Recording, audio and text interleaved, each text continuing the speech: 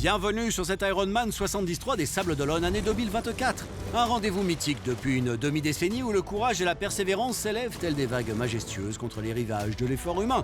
Dans cette ville où l'océan et la Vendée 7 règnent, des héros anonymes et des professionnels du triathlon s'apprêtent à défier leurs limites. Préparez-vous à plonger dans une épopée sportive où chaque mouvement de natation, chaque coup de pédale, chaque foulée sous le soleil atlantique est à la fois un acte de résilience et de détermination. Défier le chrono, vaincre la concurrence ou être sacré finisher. Moultes objectifs pour un même combat, aller au bout.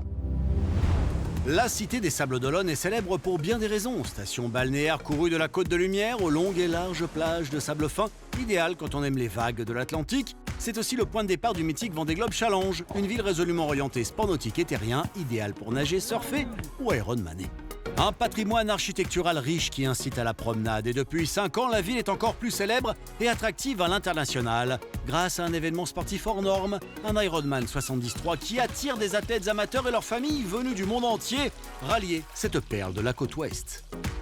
La 6e édition de ce triathlon de légende est un événement Pro Series et donc l'assurance de voir participer la fine fleur des triathlètes professionnels, hommes et femmes. L'occasion pour tous et toutes de courir avec les grands de la discipline. N'en rajoutons pas, le tableau idyllique est placé, 3300 chanceux triathlètes seront de la fête cette année.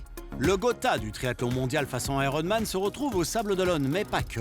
La veille de course, tous les engagés se préparent et après avoir récupéré son dossard, on converge vers le parc à vélo. Ici, on vient prépositionner sa monture, prendre un peu la température des lieux et se rencontrer entre fans du label Ironman, une autre manière d'envisager le triathlon. L'ambiance est toujours décontractée ici, c'est le moment idéal pour aller faire quelques rencontres de sportifs extraordinaires, comme le Norvégien Gustav Iden, 28 ans, qui est déjà pour les initiés une star, champion de Norvège en 2014 à 18 ans, double champion du monde de 73 en 2019 et 2021 et également champion du monde de full distance en 2022, pour ne citer que le haut du palmarès. Il vient se tester avant de s'aligner sur le championnat du monde Ironman qui aura lieu cette année à Kona, sur l'île d'Hawaï. Je suis allé repérer la partie vélo et c'est en fait plus difficile que je ne le pensais. Il y a quand même pas mal de montées, de descentes, de virages, donc c'est un parcours où vous devez vraiment rester concentré tout le temps. Ce n'est pas comme une autoroute américaine où on file tout droit. Vous pouvez fermer les yeux et vous concentrer sur la performance. Alors qu'ici, nous devons être focus dans la course. Bon, ça va aller, hein. J'ai en fait apporté le matériel adéquat et pris quelques conseils aussi pour courir, parce que oui, je veux finir en bonne position. Demain, il s'agit de faire ce qui est nécessaire, pas forcément d'être brillant, mais d'être persévérant. J'espère pouvoir ensuite briller à Kona, parce que pour moi c'est la plus grande course de l'année. Donc je me dis qu'il faut y aller, que ce jour approche et que c'est la manière, plus que le résultat, que je recherche ici.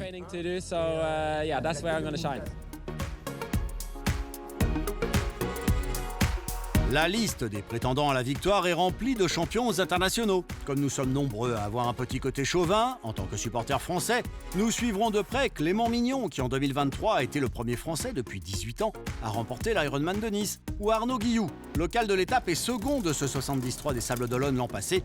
Il aura à cœur de faire monter d'une marche supplémentaire le maillot de son club, les Sables Vendée Triathlon. Les Sables d'Olonne 70.3, c'est la course que j'affectionne énormément, j'y suis tous les ans. L'année dernière, je fais 2. Là, cette année, il y a une grosse start list. Ça va être une belle course. Ça va être, je suis incapable personnellement de dire qui c'est qui sera devant, qui sera dans la dynamique. Voilà, je pense que la densité fait qu'aujourd'hui, ça va être une course très excitante, on va dire. Et voilà, tout va se jouer sur la course à pied. Course à pied qui avait souri à sa partenaire de club l'an passé, Charlène Clavel, et son excellente gestion du semi-marathon a remporté cet Ironman 73 Sables d'Olonne en 2023. L'ex-handballeuse internationale de haut vol s'est prise de passion pour le triathlon en 2018 et ne cesse de progresser depuis. Sacrée championne de France de triathlon longue distance en juin, elle remet ici son titre en jeu. Ça va faire ma 5e édition, donc ma 5e participation sur le 70.3 des Sables. C'est vrai que ça a une saveur particulière. J'ai fait mes débuts en triathlon avec le club des Sables Vendée. J'ai fini première en étant amatrice devant les professionnels, donc c'est ce qui m'a amenée à vouloir poursuivre ou du moins démarrer une carrière professionnelle dans le triathlon. Donc ça m'a aussi donné envie, donc ça reste pour moi quelque chose qui est positif. Et puis l'année dernière, remporter cette victoire en professionnel, c'était aussi pour moi comme boucler la boucle. Donc effectivement, c'est 2 beaux souvenirs qui resteront gravés. Ouais. Alors pour moi, ça sera ma première course Pro Series. C'est une course qui amène un gros plateau. Je m'attends à une course très relevée. Il y aura une belle concurrence au départ samedi matin. Je dirais pas que c'est une pression en soi. Voilà, je vais rester concentrée sur moi et l'objectif, ce sera de donner le meilleur de moi. Je pense aussi que le 70.3 des Sables est une course qui plaît. Et donc, elle mérite d'être mise en avant et ça récompense aussi tout le travail d'un collectif qui œuvre depuis maintenant 5 ans. Donc non, je trouve que c'est une belle histoire pour les Sables samedi. Aux premières lueurs de l'aube, les Sables d'Olonne s'éveillent dans une ambiance particulière. Des hommes et des femmes se préparent à un défi qui les occupe depuis des semaines, voire des mois. Chaque geste, chaque ajustement est important, chaque athlète est concentré, en amateur et en pro, tel l'Allemand Nicolas Mann, spécialiste de la distance 70-3, l'Alpha Ironman, qui se verrait bien en haut de l'affiche en fin de course. Je suis prêt, j'ai pris le petit déjeuner qu'il faut, je suis maintenant prêt à partir. La Française Julie Yemolo se consacre désormais aux full distance, mais cette course elle aime tellement qu'elle est venue la courir juste pour le plaisir. Le vélo est prêt, les jambes aussi normalement, j'ai quand même bien récupéré après l'Ironman d'Hambourg et là l'objectif c'est de faire le max de points possible. Donc le fait qu'il y ait une grosse start list, c'est pas forcément un mauvais point, au contraire ça va changer un peu des dynamiques qu'on a d'habitude et j'ai hâte de voir ça. Le départ approche. Première des 3 disciplines à vaincre, la natation, avant le vélo et la course à pied. Elle se présente sous la forme d'un défi de 1900 mètres à nager, avec ce passage dans le mythique chenal du Vendée Globe unique. William Evin, amateur l'an passé, avait obtenu le meilleur temps de natation. Devenu pro, il nous décrypte la chose. Donc ça sera marée montante sur la course. On aura un courant de face jusqu'au phare. Et une fois qu'on rentrera dans le chenal, on aura un courant de dos qui nous portera jusqu'à la transition vélo. Du coup, le courant dans le dos va réduire l'écart entre les bons nageurs et les moins bons nageurs. Ultimes instants de concentration avant le lâcher de triathlètes pro.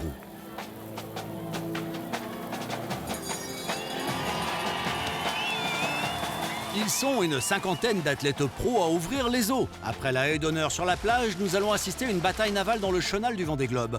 Sur le papier, ces hommes sont très proches les uns des autres en termes de niveau. L'idéal en triathlon, c'est d'être égal dans les 3 disciplines, parfait en natation, parfait à vélo et parfait en course à pied. Seulement, les journées parfaites ne sont pas le lot habituel d'un sportif. Même pour ces sportifs de très haut niveau, il y a des jours plus ou moins explosifs. Le top 10 se tient en 21 secondes. L'Allemand Johannes Vogel sort en tête sur le ponton du Vendée Globe, une vaguelette devant son compatriote Rico Bogen et le Suisse Andreas Salvisberg. Et il y a 3 Français dans ce top 10. William Evin, 6e à 11 secondes, prouve qu'il a toujours le pédigré d'un nageur élite. Casimir Moine et Clément Mignon sont 8e et 9e. Autour de la vague des pros-femmes de se jeter à l'eau. Même topo, même genre de tempo, même chenal, mais les écarts sont plus lâches qu'en pro-homme à l'approche du ponton du Vendée Globe. Le public les suit sur les bords du chenal et les encourage. C'est une Brésilienne qui sort la grande nage, 1 km 900 en 22 minutes 04. Nouveau record en natation pour Pamela Oliveira, juste devant l'Italienne Luisa Pratt et Caroline Paul, l'Allemande. Côté française, Julie Yemolo, venue pour le plaisir, fait plaisir, 5e meilleure nageuse à 8 secondes dans le groupe de tête. Marjolaine Pierret est 6e, Émilie Morier, 8e. Charlène Clavel est au pied du top 10. Voilà, reculez s'il vous plaît. On a du sourire, je vois que... C'est le grand moment pour les Edge Groupers. J-Style chauffe la plage bondée, on sent un poil de tension sur certains visages. Bien qu'on vienne ici en faisant presque parfois abstraction du chrono, on vient quand même pour être finisher. Pour quelques athlètes, c'est une première et le doute peut s'installer avant le départ. Pour celles et ceux ayant déjà participé à un événement du label Ironman, ils savent que la course est belle mais impitoyable, exigeant respect et adaptation de la part des athlètes s'engageant sur ce genre de distance. Dans la foule, certaines connaissent déjà fort bien le chenal du Vendée Globe, comme Alexia Barrier. C'est son premier triathlon, mais c'est une femme de défi, une navigatrice professionnelle qui a déjà participé à la prestigieuse course autour du monde. Pour une fois, donc, je ne suis pas là pour du bateau, mais pour une discipline que j'ai découvert cette année, avec très peu d'entraînement, mais une grosse motivation, parce que j'ai vraiment envie de naviguer dans le chenal. En fait, c'est ça qui m'a motivée en premier lieu. C'est mythique, le chenal du Vendée Globe. Alors, moi, quand j'ai fait le Vendée Globe en 2020, on était en plein Covid et j'ai pas eu toute cette foule. Peut-être que je suis venue chercher ça, en fait. La foule qui est là sur le chenal pour nous encourager et auquel j'ai pas eu droit à cause du Covid. J'ai jamais pratiqué le triathlon. Je nage, je cours, je fais du vélo, mais jamais les 3 en même temps. Évidemment, on a aussi ce sport qui est un sport d'endurance où on a un peu les mêmes contraintes, donc c'est top pour mon entraînement sur le Maxi Trimaran et d'Export de faire ce Alpha Ironman. C'est une très bonne préparation et je retrouve pas mal de similitudes en fait dans la durée, surtout de l'effort. Mon coach m'a dit un triathlon, c'est 20 ou 30% de mental, surtout à la fin, sur la course à pied. J'ai de la chance d'être réputée pour être déterminée. On va voir si mon cerveau va se mettre en mode warrior sur cette épreuve comme je sais le faire en voile. Mais surtout, je pense que j'ai déjà beaucoup de plaisir à être là. L'entraînement, c'est le plus dur. Et pour moi, la compétition, c'est toujours la récompense au final. Il peut se passer tellement de choses. Il y a un facteur chance aussi avec la météo. Il peut y avoir des problèmes mécaniques, il peut y avoir plein de choses. Mais en tout cas, la prépa, ça a été canon pour moi. On me demande souvent c'est quoi ta spécialité entre la natation, le vélo, la course à pied. Rien. Juste le mental et voilà, la hargne. Et je sais que je suis hyper endurante, donc je pense que ça va passer. Mon objectif, encore une fois, c'est juste de terminer finisher dans les temps. Une fois sorti d'eau, il faut courir sur le ponton pour rejoindre la T1, la transition natation-vélo. Courir avec la combinaison à moitié enlevée, rejoindre le plus vite possible le parc à vélo, se changer au pas de course avant d'enfourcher son vélo. Le chrono tourne et on cherche toujours à faire un bon temps, pro ou pas. La zone devient une fourmilière. Après les 1900 mètres de natation, il y a maintenant 90 km à pédaler à travers le bocage vendéen. Le public s'est massé autour des cyclistes, admiratif, encourageant tous et toutes. Cette année, une nouveauté a fait son apparition sur les Pro Series, mais uniquement chez les pros, le Race Ranger. À vélo, souvent en triathlon, le drafting est interdit et sanctionné. Le drafting, c'est se positionner dans le sillage du vélo devant vous afin de profiter du phénomène d'aspiration. Il faut donc respecter une certaine distance entre vélos, parfois difficile à évaluer, pris dans l'effort. Cet appareillage permet, grâce à des signaux lumineux simples, de savoir si les triathlètes sont en position licite ou non. Ce dispositif évite aux pros de subir pénalité venant des arbitres présents sur les parcours de vélo. Ça rend les courses vraiment très fair-play. On n'est plus en train de douter si on est à 12 mètres, 11 mètres, 16 mètres. Là, il y a des couleurs. C'est comme un feu rouge en ville. Si on a un feu rouge, on s'arrête, on freine. S'il y a un feu orange, il faut juste analyser et faire attention. Non, je trouve que c'est vraiment un super équipement. Et ça rend vraiment les courses beaucoup plus fair-play. Et au moins, on sait si on a été plus limite ou si on a été vraiment très, très réglo. Et ça, je trouve que c'est pas mal. Ça améliore notre sport. C'est une bonne chose, je pense, parce que là, vous voyez clairement si vous êtes dans les clous ou pas. Donc c'est important et nous exigeons que cela fasse partie des procédures d'Ironman. Et oui, c'est sûr, sur un parcours difficile, on se concentre et parfois on se rapproche trop. Donc oui, c'est encore un peu nouveau à appréhender, mais je pense que le Race Ranger nous facilite la vie.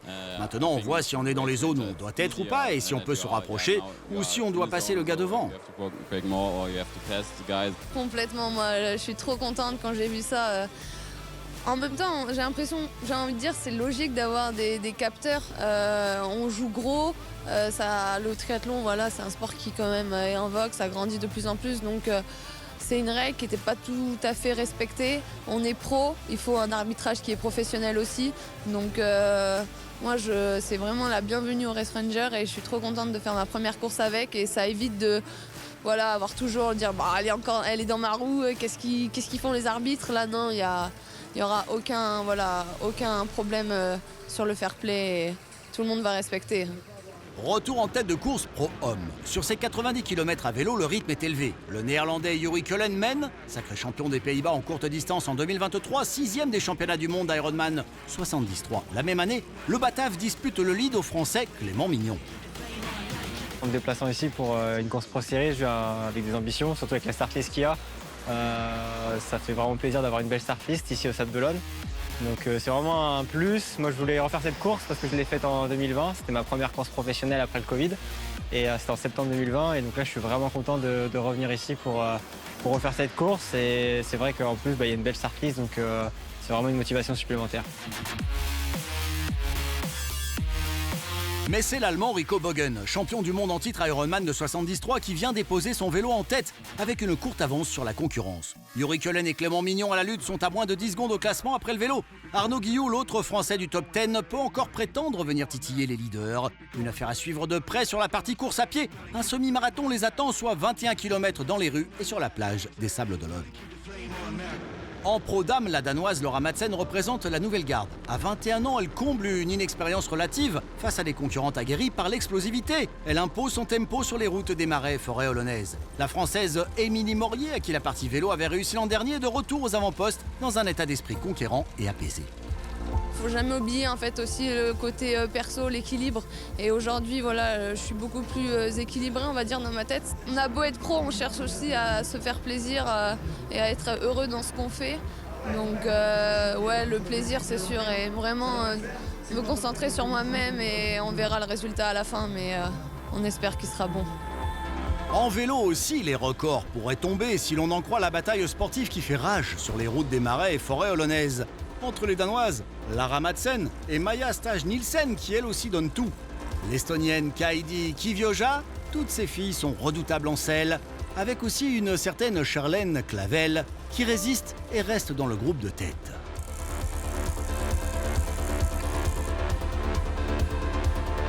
En sortie de vélo, Lara Madsen et Charlène Clavel sont collées serrées. Le top 5 se tient en 10 secondes. Les Françaises Marjolaine Pierret et Émilie Maurier sont 6e et 7e. C'est Julie Yemolo qui clôt le top 10 à 2 minutes 40. Là aussi, un nouveau temps record est posé. Dans le peloton des Edge Group, on profite mieux des routes vendéennes, serpentant dans des paysages somptueux, entre marais, forêts et villages autour des Sables d'Olonne. Les athlètes affrontent maintenant la deuxième épreuve de leur voyage sportif épique, un parcours de 90 km à vélo. Bien sûr, sur vos écrans, un brin de soleil rehausserait les panoramas traversés, mais si vous êtes pratiquant sportif, vous savez que ce genre de conditions sont optimales pour se dépasser sans trop faire souffrir les corps. Ce début d'été fut un tantinet frais en France, mais les triathlètes Ironman du jour voient d'un assez bon œil le thermomètre qui ne dépasse pas les 24 degrés. Ça se sent sur les visages. Les courses Ironman sont ouvertes à tous et toutes, quel que soit son niveau et quel que soit son petit truc en plus. Ici, les paratriathlètes courent le même jour et en même temps que tous les athlètes. Matteo Ruberti, jeune homme atteint de troubles autistiques, connaît le circuit Ironman. Sacré finisher du 73 Aix-en-Provence, il vient accompagné de sa famille, améliorer encore ses performances et se préparer aux championnats du monde de 73 pour lesquels il s'est qualifié. Après Aix, il a très bien récupéré puisqu'il a enchaîné avec le championnat de France longue distance à Vichy. Je me sens bien, ouais. Après, il suffit juste deux semaines de repos et je suis reparti pour faire un 73. Matt, avec son handicap, en fait, il a besoin de répétition, d'enchaîner, voilà, parce qu'il y a des choses qu'il oublie rapidement. Donc voilà, pour performer encore plus et pour être dans l'habitude, il faut qu'il enchaîne. Bon, après, on fait quand même attention de ne pas lui faire enchaîner des grandes courses tout le temps. Mais bon, il est bien suivi par un coach qui prend de ses nouvelles régulièrement, qui lui fait des entraînements vraiment millimétrés. Et bon, ça réussit très bien pour le moment. Ouais, je vais prendre du plaisir.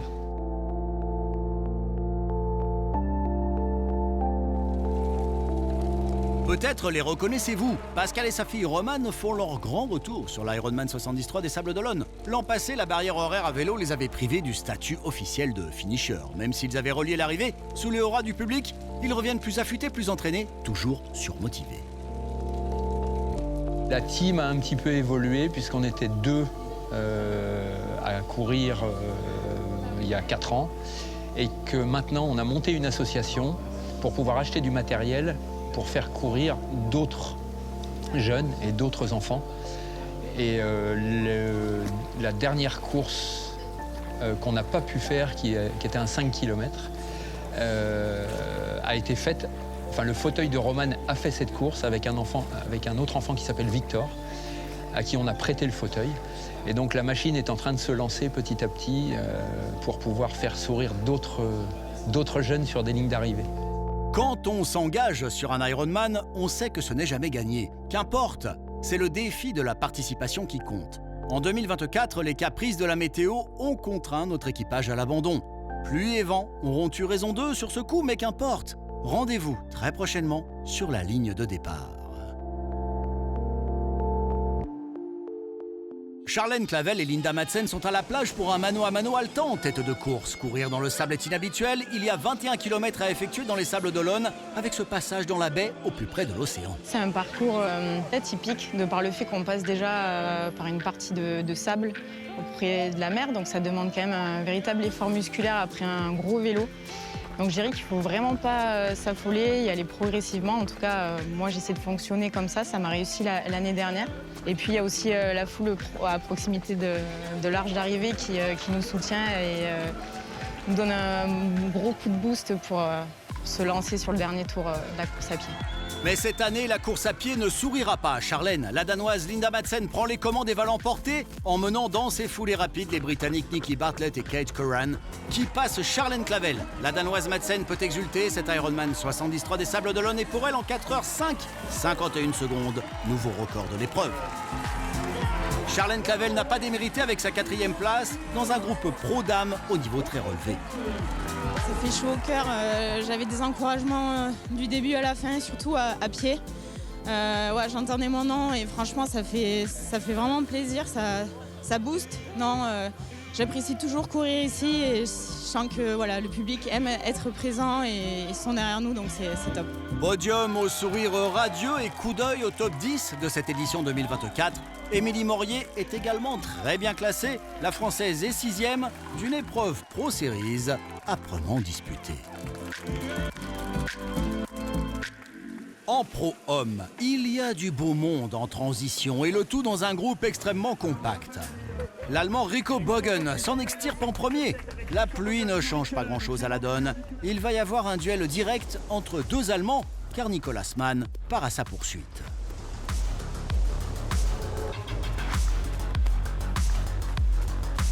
Ce duel risque de faire imploser un de ces deux hommes alors que la concurrence est à portée de foulée.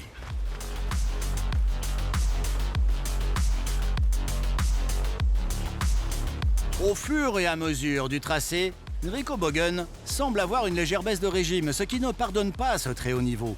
Il va se faire distancer par Nicolas Mann, l'Allemand en route pour la victoire avec à la clé le record de l'épreuve vu le rythme auquel il court. Avec un temps cumulé de 3h, 39 minutes et 48 secondes, le public massé sur le Remblai-Sablais vibre de bonheur avec lui.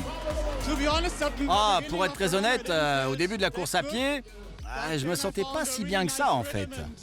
Mais j'ai fini par trouver un espèce de rythme, un bon rythme, et j'ai fini par me sentir à l'aise. Et en plus, après, au bout de 10 km, je me suis dit que j'étais revenu sur Rico. Et là, j'ai commencé à essayer de le lâcher. J'ai essayé 5 fois quand même, sans succès. Et en fait, ce n'est qu'à la 6e, je crois, que j'ai réussi à creuser un petit écart sur lui. Et là, je me suis dit, allez, je donne tout. J'ai vraiment pensé que c'était le moment idéal. Par contre, je suis vraiment heureux de ne pas avoir eu à gérer un sprint final au finish parce que j'avais plus rien dans les jambes. Rico Bogen va aussi se faire passer par le néerlandais Yuri Cullen d'abord, qui va s'installer sur la seconde marche du podium, puis par le français Clément Mignon, qui complète le podium. Forcément, quand je suis parti à pied, j'avais de bonnes sensations, mais je regardais autour de moi, ça courait plus vite, donc j'étais assez surpris. Mais voilà, je me suis focalisé sur ma course, et au fur et à mesure, je voyais que ça stagnait devant, ça calait un peu. Donc voilà, je me suis accroché et... Voilà, franchement, avec le public, même si je suis pas des Sables d'Olonne, je suis plutôt de Nice, mais j'ai été encouragé tout le long, donc ouais, c'était super. Et ça m'a bien aidé. Dans le top 10, les Allemands trustent 50% des places. Seuls 2 Français se hissent en haut de tableau. Clément Mignon, 3e, et Arnaud Guillou, 8e, dans un Ironman 73 Pro Series, sévèrement disputé de bout en bout. Malgré une météo relativement humide, l'ambiance reste à la fête aux Sables d'Olonne. Il y a aussi une catégorie qui permet de faire ses premiers pas sur un Ironman sans prendre trop de risques, celui de ne pas finir par exemple. Les relais, c'est le format qu'a choisi la Team Pirate composée par des membres de la mairie des Sables d'Olonne, eux aussi tombés sous le charme des courses labellisées Ironman. Le maire nous a lancé un défi pour l'année prochaine. Comme vous le savez, l'année prochaine, on va avoir un full Ironman au niveau des Sables. Et donc les épreuves étant un petit peu plus longues, puisqu'on va partir sur des choses un peu plus compliquées, on s'est dit qu'il fallait s'essayer et voir déjà en relais si on arrivait à faire un Ironman 70.3 en relais. Et donc on est parti sur l'idée de le faire en équipe, parce que voilà, on aime bien travailler ensemble et on sait qu'on a des capacités sportives les uns et les autres. Et donc voilà, on y va, on y croit, on sait que anything is possible, et donc on y va à fond. On a plus misé sur le mental que sur la préparation physique, pour tout dire. Mais normalement, on est prêt quand même. Parmi celles et ceux que nous avons suivis, que de bonnes nouvelles. Matteo Rubertier, sacré finisher. Alexa Barnier, pour sa première, a réalisé une navigation experte en natation, vélo et course à pied. La natation magnifique dans le chenal. C'est vraiment ce que j'étais venue chercher. J'étais complètement perdue. Et non, une très belle épreuve. Je suis tellement fière d'avoir terminé, mais j'ai vraiment envie de pleurer là.